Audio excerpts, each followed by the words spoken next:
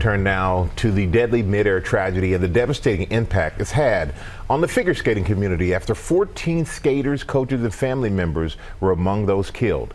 Ariel Resif is here with more. Good morning, Ariel. Good morning to you guys. The depth of this loss for the skating community is really just hard to grasp. The skating community is like a tight-knit family, and it is now in mourning. Young skaters who trained in Delaware, Maryland, Boston were on that plane, all heading home with their coaches and parents from a development camp for rising stars of the sport. This morning, the skating world reeling in loss. 6 members of the Skating Club of Boston in Norwood, Massachusetts, killed on the ill-fated American Airlines flight. And then when you find out, you know some of the people on the plane, is even a bigger blow. The club, a home away from home for Olympians like Nancy Kerrigan, who gathered at the rink to remember the young athletes and coaches. If I could do anything for somebody, that I just wanted to be there to do it. All of the skaters and coaches had been in Wichita at a development camp that took place immediately following the U.S. National Championships. 16-year-old Spencer Lane posted this last TikTok performing a flawless triple toe loop at camp.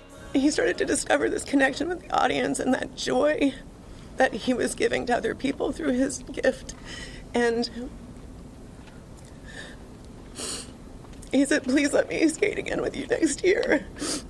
The skating phenom also sharing this haunting picture from inside the plane, bound for D.C. just before takeoff. His dad, Douglas, speaking with WCVB about the pain of losing both his son and his wife. I just happened to open like a news browser and saw a small plane in the Potomac, and I was just like, oh my God, and my heart just started like exploding out of my chest. Spencer's teammates remembering his raw talent. He was a little fireball. He was a little firecracker. That's the best way to put it. The club also paying tribute to 13-year-old Gina Han, seen here competing just last month. Gina was a very energetic child.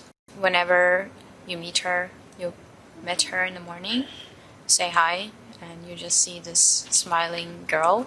Han's mother, Jin, also on the plane, along with her coaches, Jenya Shishkova and Vadim Namov, former world champions. The skating community hoping the lessons they've learned on the ice will help give them the strength to face the future. Even when it's hard, you get back up. Even when you're crying, hurt, pain, you get back up and move forward. It's not easy, but that's what we all have to do now together.